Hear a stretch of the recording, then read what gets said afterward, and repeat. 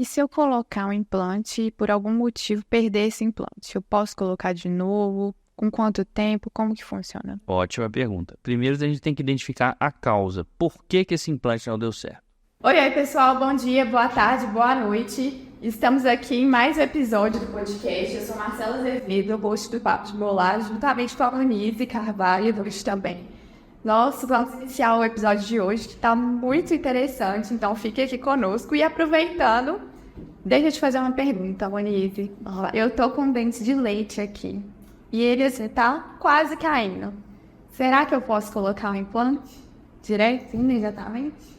Não sei, essa pergunta quem vai responder é o nosso convidado super especial, Dr. Daniel Guião, que está aqui conosco. Muito bem, vamos responder tudo que a gente puder hoje, esclarecer para vocês as dúvidas e falar um pouquinho, né, dos implantes, da modalidade que a gente trabalha muito nos nossos consultórios.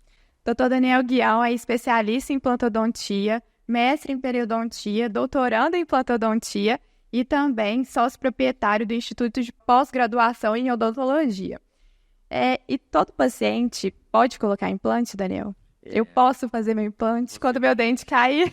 Você pode. A gente precisa claramente, né, obviamente, te avaliar clinicamente, né, saber como que está a sua saúde, saber se você tem pressão alta, se você tem diabetes, se a glicose está alta, tem algum problema de coração. A gente tem que revirar o paciente e saber se ele tem algum problema de saúde. Então, nessa hora, é muito importante a cooperação do paciente em nos contar o que ele realmente tem, né? O paciente fala, às vezes, ou fica com vergonha, ou não quer falar da condição de saúde, mas isso pode trazer riscos para o paciente até no futuro do tratamento aí, né? Então, se você tiver bem de saúde, se você tiver quantidade de osso legal, né? A gente está disposto a fazer o seu implante. Aproveitando a pergunta sobre, minha saúde está ok. Às vezes, o paciente pode pensar assim, ai meu Deus, eu tomo um remédio para diabetes, eu tomo um remédio para pressão alta. Será que eu posso considerar que minha saúde não está boa? Exatamente. Tem que entender que o remédio ele está na sua vida para compensar a doença que você tem. E diabetes sim é uma doença, pressão alta sim é uma doença. E essa doença, para a gente poder fazer o implante, você pode ter a doença, mas ela tem que estar compensada. Ou seja, você pode ter pressão alta, mas a sua pressão deve estar compensada numa faixa específica. Faixa essa de 16/10, né, é o que a gente normalmente, é o limite máximo que a gente tolera para operar, né, o paciente. Então, a glicemia, ou seja, a glicose do sangue, ela tem que estar num nível de, no máximo, 150, 160, já está começando a ficar ruim, né? Acima disso, a chance de você ter uma complicação com o seu tratamento, né, seja ele de implante ou uma cirurgia que você vai fazer, a sua cicatrização fica prejudicada. E aí não é legal. E se for um paciente que tem câncer, passou por quimioterapia, radioterapia, ele pode fazer implante? Quanto tempo ele pode fazer? Como que é? Ótima pergunta, né? O câncer, ele vai requerer muitas vezes ou uma cirurgia com quimioterapia, ou somente a quimioterapia, ou radioterapia também. Obviamente, cada caso é um caso, mas, primeiramente, o paciente tem que estar estável do ponto de vista de saúde, né? Ele tem que estar com a saúde controlada e estável, né? Ele não pode ter recidiva, ele não pode estar com um câncer ativo, obviamente, né? A questão da radioterapia, se ela for na região de cabeça e pescoço, não é indicado fazer implante, né? Durante um bom tempo, né? Cada caso é um caso, tem que avaliar qual foi a dosagem que foi aplicada. Então, cada paciente tem que passar por uma avaliação minuciosa. A gente não pode generalizar. Todo mundo pode, nem ninguém pode. A gente tem que avaliar cada caso especificamente. Então, estou querendo colocar um implante. Tenho pressão alta ou tenho diabetes. Mais ou menos qual o período que meus exames estão valendo? Estão ok. Eu fui no médico tem 6 meses. Ou eu fui ao médico tem 3 meses, ou 1 ano. Eu tenho que voltar nesse médico antes de procurar o dentista, ou eu espero o dentista me passar para eu ir ao médico para ele me falar se eu estou liberada ou não? Ótimo. Eu acho que o dentista ele tem que ter o cuidado de avaliar a sua saúde e outro cuidado também de solicitar ao médico uma avaliação física. O dentista, ele cuida basicamente da boca. Lembrando que a boca não está separada do organismo, é saúde também, do resto do nosso corpo, né? Mas quem vai avaliar melhor, quem vai conseguir tratar melhor as doenças, tratar as doenças, porque dentista não pode tratar diabetes, dentista não pode tratar hipertensão, é o médico. Então, você pode vir até nós, fazer a avaliação. Se eu achar que a gente deve fazer uma avaliação médica, né, traga os seus exames, traz para a gente tudo que você tiver de exame, né, que você fez mais recente. Se a gente achar que teve alguma alteração ou que tem estado estável nos últimos tempos, a gente põe na balança e fala, não precisaria, né, no primeiro momento de procurar um médico. Ou não, está um pouco descontrolado, está oscilando bastante, vamos fazer os exames novos, vamos ver como é que está. Então, cada caso, realmente, a gente tem que avaliar muito individualmente. Com as possíveis causas do implante não dar certo. Ótimo. O paciente do consultório falou assim, doutor, fui fazer o implante, aí ele ficou bambo e soltou. Às vezes tem paciente que chega, nem ele soltou na minha mão. Uhum. O que aconteceu? Certo. Será que o problema sou eu? Eles perguntam assim, né? Isso aí. O implante, ele não ser integrado, ou seja, não ser abraçado pelo organismo, é a principal causa de falha, né? Uma falha na osteointegração, que é o mecanismo de realmente o corpo abraçar o implante e reconhecer ele como algo dele mesmo, né? E aí, assim, esse implante conseguir receber força mastigatória, carga mastigatória. Se o paciente não obedecer os cuidados pós-operatórios de mastigação na área, ou se ele não tem um bom controle glicêmico, né, da glicose, ele pode ter um insucesso na sua integração, esse implante se soltar e falhar. Se ele tiver, às vezes, um bruxismo exacerbado, ele aperta e range os dentes durante a noite ou durante o dia também, e ele tiver com a prótese sobre o implante já, ele pode vir a perder esse implante. Uma questão de infecção também, uma higienização não adequada, pode gerar um processo que a gente chama de periimplantite, que é uma infecção dos tecidos periimplantares, os tecidos que estão ao redor do implante, e esse tecido vai responder com uma perda óssea. E se perder o osso do implante, o implante muitas vezes vai acabar se soltando ou se perdendo. Paciente fumante. O paciente fumante, ele tem algo em torno de 2 vezes ou 2 vezes e meia mais chance de insucesso com o implante, né? A gente faz implante em paciente que fuma? Sim, mas até um certo ponto.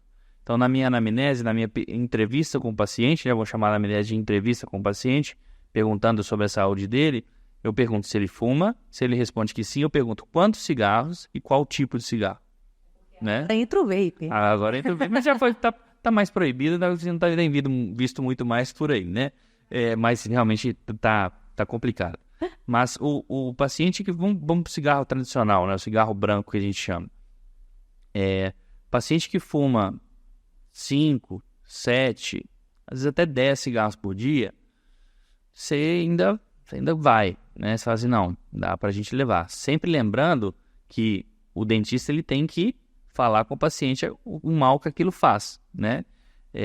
O mal que o cigarro causa, a chance de perder o implante ela é maior, sim, no paciente que fuma. Mas o paciente que fuma, por exemplo, mais de um maço de cigarro por dia, mais de 20 cigarros por dia, ele pode me pedir, pelo amor de Deus, ele pode me pagar R$1 milhão, eu não vou fazer. Porque a chance de insucesso, ela sobe exponencialmente, ou seja, ela aumenta muito. E o problema vai ser nosso de ter que resolver depois. Então o paciente tem que ter a consciência que aquilo faz mal, não é só para o implante, para o dente ali que ele vai querer, não, faz mal para o organismo todo. A boca, ela está ligada a tudo. Né? Não está fora do sistema, ela faz parte de tudo. E em termos de cuidado, para a gente evitar a periimplantite, por exemplo, qual que é também o papel do paciente nesse cuidado, né? Da higiene oral e quais são? O dentista tem o seu papel de fazer uma prótese, né? Um dente que possibilite a higienização. Mas não adianta ele fazer um dente que possibilita a higienização e o nosso paciente não higienizar. Então ele precisa trabalhar com fio dental, às vezes um fio dental específico, existem alguns no mercado, Superfloss, dentre outros, que são fios dentais mais grossinhos para a área de implante, às vezes uma escova interdental, às vezes um water pick ou um jato de água que vai remover resíduos alimentares ali da área que fica ao redor do implante. Uma higienização e uma visita também constante, né, 6 em 6 meses ou anual, ao dentista, dependendo de cada caso, né, para revisão dessas próteses, é sempre interessante o dentista solicitar radiografias para acompanhar se esse implante está bem, se ele está legal, se ele está adequado, né? Isso é importante também. Existe implante sem corte? Olha, existir até existe, mas vamos pensar que todo implante ele vai ser colocado dentro do osso do paciente. Para ele ser colocado dentro do osso do paciente, alguma barreira ele vai ter que romper, que seja um cortezinho, né? Então vamos dizer que talvez não exista implante sem corte, mas a gente chama, eu gosto de chamar de implante sem retalho, que é aquela que você não precisa de abrir a gengiva do paciente para instalar. Você faz só um orifício, tá? Então, substituiria implante sem corte para implante sem retalho. É uma coisa mais técnica, mas eu acho que as pessoas entendem que você não precisa de abrir a gengiva para colocar em alguns casos, mas são muito poucos casos, tá? A grande maioria a gente precisa, sim, descolar um pouquinho do tecido gengival, né, da gengiva do paciente, para expor o osso, para a gente enxergar onde está o osso e poder, sim, instalar o implante na melhor posição. Quando eu for fazer meu implante aqui, eu vou sentir dor, Daniel?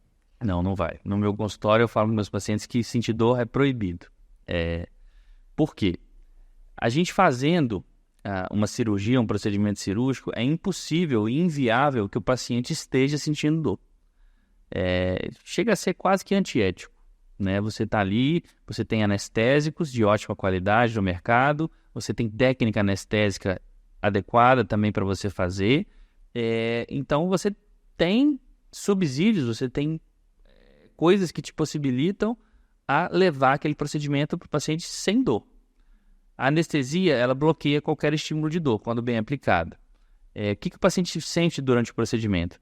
Vocês entenderam, já acabei de falar que para instalar o implante você tem que perfurar o tecido ósseo, né, o osso do paciente. E para isso você precisa de ferramentas específicas para isso, né, instrumentais específicos para isso, extremamente delicados.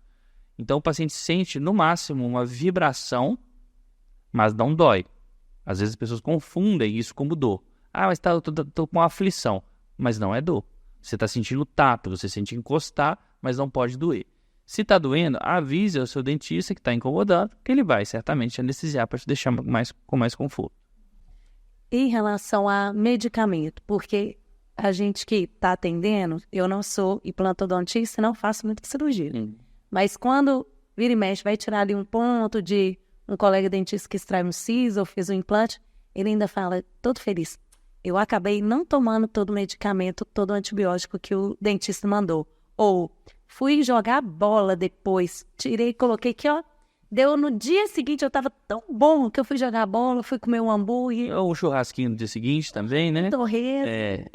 Eu acho que assim, a gente passa uma folha de recomendação para os pacientes e nessa folha, numa lista de recomendações, tá falando sobre tudo isso, sobre o repouso, sobre a alimentação, sobre a compressa de gelo que deve ser feita por um período específico, as medicações que a gente passa. Se a gente está passando, o paciente tem que obedecer, eu acho que é um dever do paciente, a gente tem os nossos deveres, o paciente também tem o dever dele. Ele tem que cuidar do que a gente fez. Se ele não cuida, a responsabilidade começa a não ser nossa. Mas meu implante deu errado. Mas você seguiu o que eu te falei? Né? Tá escrito. Eu passo para o paciente, entrego e faço ele assinar ainda. Ó. Recebi as recomendações do Dr. Daniel. Então, a gente tem que... a gente precisa que os pacientes sigam as nossas orientações. Né? A gente estuda bastante, a gente entende, a gente tem vários casos. E para não ter complicação, a gente quer que vocês passem bem no pós-operatório. Né? A gente quer que vocês não tenham dor, que vocês não tenham inchaço. Agora, se você fez um implante ontem, vai correr 5 km amanhã, vai inchar, vai latejar, vai ficar pulsando.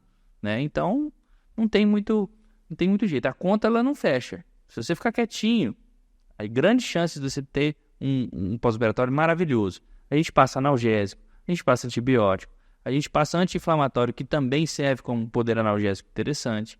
Então a gente quer que você saia falando para todas as pessoas que fez um implante com a gente e que você não sentiu nada, que você passou bem. Então essa é a nossa filosofia. E se eu colocar um implante e por algum motivo perder esse implante? Eu posso colocar de novo? Com quanto tempo? Como que funciona? Ótima pergunta. Primeiro, a gente tem que identificar a causa. Por que esse implante não deu certo? Se ele não deu certo porque você é diabética e você não está nem aí para sua saúde, você come um bolo de cenoura inteiro em uma sentada e mais uma barra de chocolate de sobremesa, realmente não adianta. Você pode colocar 15 implantes no lugar que não vai ficar. Então, a gente precisa realmente entender o porquê. Se é algo sistêmico, ou seja, do organismo do paciente, como uma doença sistêmica, que é diabetes, né? Seria uma delas, a gente tem que tratar o paciente antes para colocar de novo. E outra, quando o implante ele sai, ele se solta, né? Ele não funcionou, concorda que vai ficar um buraco, um orifício ali? Muitas vezes é necessário ou esperar um tempo para que esse orifício se torne menor ou se feche, ou até a utilização de enxertos ósseos. Então, assim, uma coisa que era simples, ela pode se tornar algo talvez mais complexo. Então, mais uma vez, cada caso é um caso. Nós temos que avaliar o porquê de cada coisa, como que aconteceu e eliminar fatores de risco.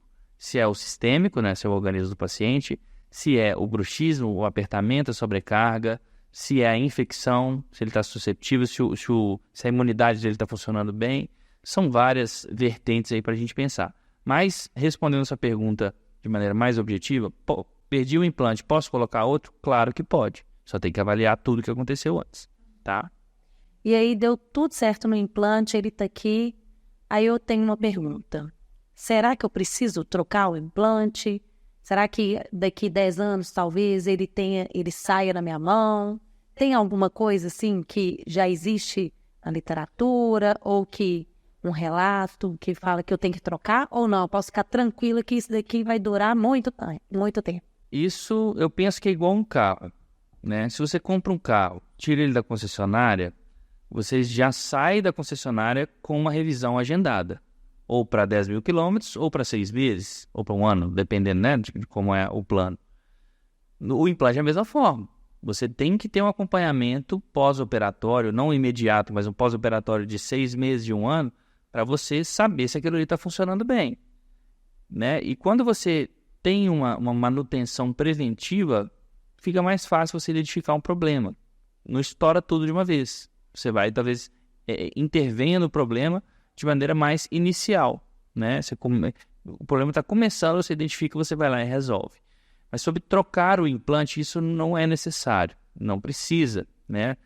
Os implantes, a gente estava falando aqui mais cedo, né? Que os implantes foram inventados, os primeiros implantes foram instalados em 1960, na década de 60. Ou seja, eles têm em torno de 60 e poucos anos de idade, os implantes, né? Então, ele pode durar muito tempo, com certeza, mas depende do uso, assim como um carro. Pô, se você só pega estrada de terra, só pega pedregulho e não está nem aí para o seu carro, ele vai durar menos tempo, ele vai estragar com mais facilidade, né? E também é importante dizer que algumas empresas de implantes, os fabricantes do implante, eles oferecem garantias com relação a esse implante. Então, se você for fazer com um profissional, pergunte sobre a garantia desse implante. Meu implante tem uma garantia? Como é que funciona isso, né? Normalmente a garantia pode ser por um período, né, de X tempo, ou ela pode ser vitalícia, depende da marca. E as coroas, que são os dentes, né, que a gente parafusa sobre os implantes, a garantia ela já é menor, ela já é em torno de 10 anos. A gente recomenda, caso haja algum problema, você pode trocar até 10 anos. Se não, tem que fazer uma outra nova, né? Mas as empresas garantem em torno de 10 anos essa garantia aí dos componentes protéticos que seguram a coroa lá parafusada no implante. Lembrando que nós estamos falando para a população, então o implante ele tem duas partes, né? Aquela que vai dentro do osso. Então, essa é a parte do implante, e a parte de cima, o que eu falo que é o que a gente vê no sorriso, é a parte da coroa, que então a gente tem dois componentes. Um que vai fingir que é a raiz, que é o implante, e a parte aqui de cima, que é a coroa que a gente vê no sorriso, né? Isso, extremamente importante falar sobre isso, né? Porque o implante ele é como se fosse o substituto da raiz, e a coroa sobre o implante é o substituto da parte que mastiga, da parte que sorri, né? A gente aqui já está acostumado com os termos, mas pode ser que quem está do lado de lá não esteja muito também. E partindo para nosso encerramento, com aquela perguntinha inusitada, antes da pergunta eu queria trazer só uma curiosidade. Eu estava lendo esses dias que os implantes, eles foram assim, tentaram criar, né, implantes há 3.000 anos atrás, nos povos egípcios já tentavam ali suprir o perda dentária. Então eles pegavam material, resto de animal, por exemplo, marfim, bambu e tentavam colocar. Não sei como isso, mas aí foram achados arqueológicos. Então é interessante pensar, né, como que há 3.000 anos atrás o ser humano já estava pensando. Se preocupava. E essa situação é interessantíssima porque você vê que cada civilização usava o que tinha disponível. O Egito era, sei lá, se era marfim, se era concha, ou era cobre, metal. Aí lá no Japão ou na China era bambu. Aí lá os astecas mais e incas era concha. Então, assim, cada um usava o que tinha de matéria-prima. Todos deram errado, né? Mas, assim, já se preocupava com isso, né? Então, é realmente interessante. O desejo de repor dentes, ele vem de 3.000 anos, né? Mais do que a idade de Cristo, antes de Cristo. Gente, eu falo que eu sou taurina. Taurina, eu falo não, eu sou taurina e taurina gosta de comer. Eu penso, meu Deus, mastigar é bom demais. Então, vamos cuidar dos dentes, né? E você se passa por um processo de implante, por que não cuidar bem dele? Uhum.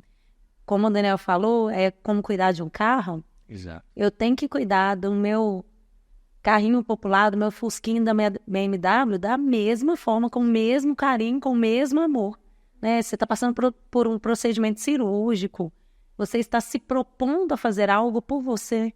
Fora o investimento. Fora o investimento, que sim, a gente sabe que em alguns casos, os implantes podem custar um carrinho popular, né? Dependendo da quantidade de dentes que vão ser reabilitados, dependendo da condição do paciente, às vezes sai sim muito caro, né? Então, por que você não vai cuidar? A gente tem até alguns relatos de pacientes que, depois de fazerem os implantes, pacientes eram fumantes ou tinham um controle do diabetes um pouco, né, ruins, assim, depois que eles investiram a grana no implante, falam assim, opa, agora eu tenho que cuidar. Eu paguei, então eu preciso cuidar bem disso. E aí ele para de fumar, ele emagrece, ele vai fazer exercício físico, ele diminui a glicose dele. Então, serve até às vezes como uma motivação para alguns pacientes, né? Uhum. O que você acha de paciente que chega no consultório e fala assim, doutor, extrai tudo e coloca implante? Você já escutou isso? Nossa, e eu falo assim, eu brinco, eles podem pagar R$1 milhão, dependendo do caso, eu não faço, né?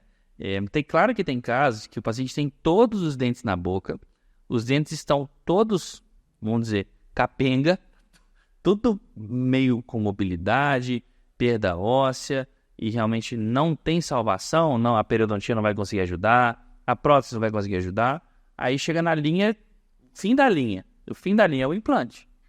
A partir do implante é só dentadura, né? Então, tem que pensar muito nessa decisão, e eu falo com os pacientes muitas vezes, quando eles chegam dessa forma, eu falo assim, olha, eu não faço, mas se você virar a esquina, você vai achar quem faça, tá? E aí ele vai arregala o olho e fala assim, é sério? Eu falo, se você virar a esquina e olhar, você vai achar alguém que faça isso para você. Não que seja o ideal. Eu não concordo, eu explico meus motivos, né? Por isso que essa consulta de conversa, ela é importante. Então, a avaliação do paciente, nada substitui uma boa conversa. Ele tem que estar com a gente, ele tem que entender, ele tem que ir com a nossa cara, né? A gente tem que ir com a cara do paciente também, né? A gente tem que ter uma relação de empatia ali. Eles estão querendo a nossa ajuda e a gente quer ajudar. Então, se essa relação ela casa, beleza, o casamento está feito e vamos embora, vamos trabalhar, né? Se os implantes tivessem sido criados na Idade Média, como que você acha que impactaria na história da odontologia? Bom, eu penso que a odontologia estaria num avanço absurdo, né? Como a gente falou, tentou-se vários materiais, né? A tentativa, podemos até dizer que a implantodontia começou lá, porque eles começaram experimentando materiais. Cobre, ouro, latão, bambu, concha, dente de bicho, dente de gente. Tem histórias, relatos dos faraós lá do Egito, que quando o faraó perdia um dente, ele pegava o dente do escravo dele e colocava na boca dele. Autotransplantação, um transplante dentário. E dava certo, tá? Em alguns casos. Então, eu penso que a implantodontia ela começou realmente lá atrás, há muitos e muitos anos, mas a Idade Média é, sei lá, muitos e muitos anos atrás, né? Período de, sei lá, mil anos, nos anos 1000 aí, 1500, enfim. Eu penso que a gente tinha evoluído muito se a implantodontia tivesse começado por lá. Mas, por limitação tecnológica, porque o implante é algo extremamente tecnológico, a fabricação do implante, né, a gente já foi em fábricas de empresas, é um processo, é um maquinário muito moderno, são muitos milhões de investimento para aquilo, então talvez não teria muito jeito de começar na Idade Média, mas já se tentou, né? Então os caras já estavam preocupados com isso, e eu acho que isso já é um começo, né? E para finalizar, nós temos o nosso bate-bola, que são perguntas rápidas, eu brinco que é tipo Marília Gabriela, e aí um vai e volta rapidinho. Então vamos lá. Qual o melhor material para implante? Hoje em dia é o titânio, com certeza. E dói. Fazendo comigo, não. Né? São para todos? Para todos que têm boa saúde e têm disponibilidade óssea e têm vontade de receber os implantes. Existe uma melhor idade para colocar esses implantes? Eu não vou dizer melhor idade, mas existe uma idade que seria quando você termina o seu crescimento ósseo. Terminou o crescimento ósseo, aí você pode instalar implante. Eu outro dia instalei implante no senhor de 93 anos de idade. E tá tudo bem, tá ótimo, tá mastigando, maravilhoso. Então, e já instalei também em uma menina de 18 anos. Então, esses extremos de idade a gente trabalha, mas tem que ter terminado o crescimento ósseo, né? O crescimento para o implante não alterar esse crescimento. Uma limitação? A limitação do implante, eu pensaria na grande população brasileira que a gente tem, a população do país terceiro mundo, seria o custo, no primeiro momento, né? Não é acessível para todos, não. E a manutenção é fácil, difícil, habitual? É uma manutenção relativamente fácil, né? O dentista tem que ser capacitado, tem que entender o que é um implante, uma coroa sobre implante, tem que ter um instrumental específico, um material específico, chavinhas específicas, mas é relativamente fácil de se fazer, e ela é feita junto com o seu, vamos dizer, o seu check-up semestral ou anual, né, dentário, sua profilaxia dentária aí. Procedimento em uma palavra. Confortável. Simona, nossa. E um alimento proibido? Meu paciente pode comer torresmo, não tem proibição não. Não pode comer pedra. Mas o paciente chega, vou poder comer torresmo, doutor? Eu falei, claro que vai, e pode me chamar, inclusive, que eu como junto. Daniel, queria fazer uma última pergunta. Caso você ache que a gente não falou algo que seja importante, que você acha para a população, se você quiser complementar antes da gente finalizar. Bom, eu penso que a gente falou que implante é para todo mundo. Sim, a gente gostaria muito que fosse. A gente tem tornado a implantodontia cada vez mais acessível, né, para a população. Os implantes custavam muito caro. Hoje em dia, empresas, tem mais de 70 empresas no mundo fabricando implantes, com certeza. E isso torna a oferta maior, então o preço cai. O fato é que, na minha concepção, um dia vai ser para todos, né? A gente quer muito que seja. E caso o paciente não tenha a possibilidade de buscar um tratamento em um consultório particular, né, ele pode ir para a escola de pós-graduação, ele pode buscar alternativas com preços mais baratos, porém, escolas que ofereçam, né, uma qualidade em tratamento. Então, a nossa equipe, a gente faz de tudo para que a gente abrace todo mundo e faça o paciente recuperar a dignidade de ter dente na boca, a dignidade de poder mastigar, o conforto de mastigação, a estética que o implante proporciona. Então, se você quer, né, fazer, eu acho que você tem que ir atrás, você tem que pesquisar, você tem que buscar bons profissionais e que, assim, se a gente puder ajudar nessa realização desse sonho, a gente também está realmente à disposição. Excelente, muito obrigada. Bom, primeiramente, muito obrigada, Daniel, por ter aceitado participar da nossa conversa. Foi muito legal, muito incrível. Tenho certeza que todos que estão aqui conosco vão adorar esse episódio. Obrigada, pessoal. Fiquem sempre aqui com a gente. Vem muita coisa legal por aí. Obrigada, coisa boa. E é isso. A gente vai falar nossas arrobas, né? Antes que Antes que a gente esqueça. O meu arroba é Monize Carvalho. O meu é Marcela Azevedo, com 2 S no final. E o meu é DR Daniel Guião. Quem precisar de implante dentário, ó, já sabe onde correr, viu? Muito obrigada, pessoal. Vem com a gente pro Papo de Molar. Qualquer dúvida, entre em contato com a gente aqui do Papo também. Abraço. Tchau, tchau.